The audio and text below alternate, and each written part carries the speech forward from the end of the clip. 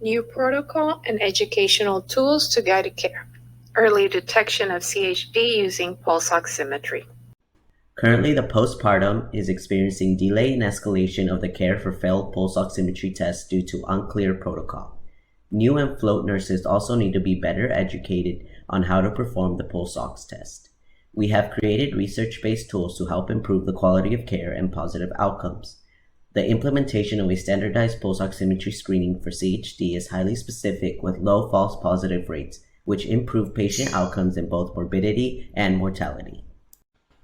Nurses are responsible for the non-invasive pulse oximetry screening. Approximately 25% of patients with CCHD are discharged without any detection of their heart abnormalities. Much of the standardization, advocacy, and development of national recommendations occurred with key input from nurses. Nurses should have an evidence-based policy to be able to react to failed pulse oximetry screenings. Step-by-step action. 1. Present the new protocol and implement it within the unit. 2. Collect data and feedback from nurses and analyze the data. 3. Plan what changes need to be done to improve the new protocol. 4. Introduce new changes and improvements to the unit to improve the new protocol as needed. The pulse oximetry test is done 24 hours after birth. You will place the pulse ox on the right hand and either foot.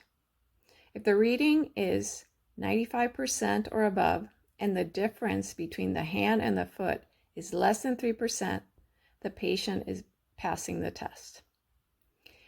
If the patient reads below 95% and the difference between the hand and the foot is more than 3%, they have failed. Other things are taken in consideration as well. If the child looks normal, but your pulse ox reading is low, make sure to warm the hands and feet.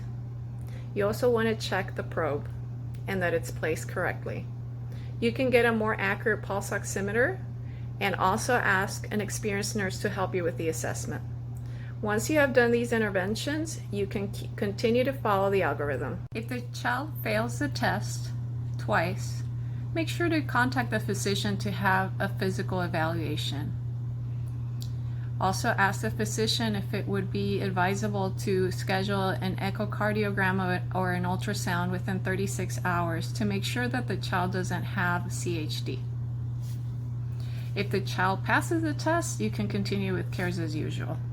Going back to the top of the algorithm, the infant has failed their first attempt and they have clinical symptoms of distress such as a heart rate over 160, respirations over 60, pallor or cyanosis, chest retractions, irregular breathing, or difficulty feeding, please contact your nurse manager or another experienced nurse to confirm this assessment. Don't forget to notify the nurse supervisor or nurse manager whenever a child fails a pulse oximetry test.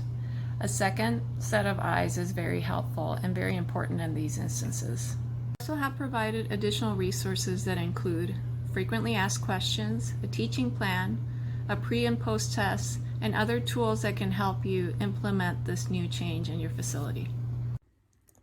Hello, this is a call to action for nurses to be excited about participating in the pulse oximetry test for the pediatric patients after 24 hours of birth.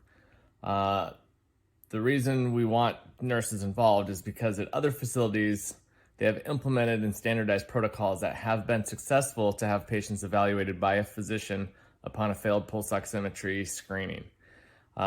This would then require a physician to evaluate the respiratory rate, heart sounds, looking for cyanosis with any failed screening. This means a physician would be bedside as required by the protocol. This protocol can produce positive patient outcomes and reduce discharges in infants with a missed CHD diagnosis. Nurses trained in the pulse oximetry protocol can help make this happen.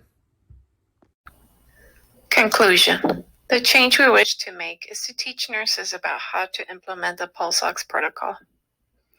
A standardized process that was successfully implemented at another healthcare facility said that if an infant failed the screening, it would be evaluated by a doctor for respiratory rate, heart rate, cyanosis, heart sounds, and pulses. If no concerns were present, the screening would be redone in 2 hours. If they failed again, the infant would automatically be admitted to the NICU. Jones et al., 2016.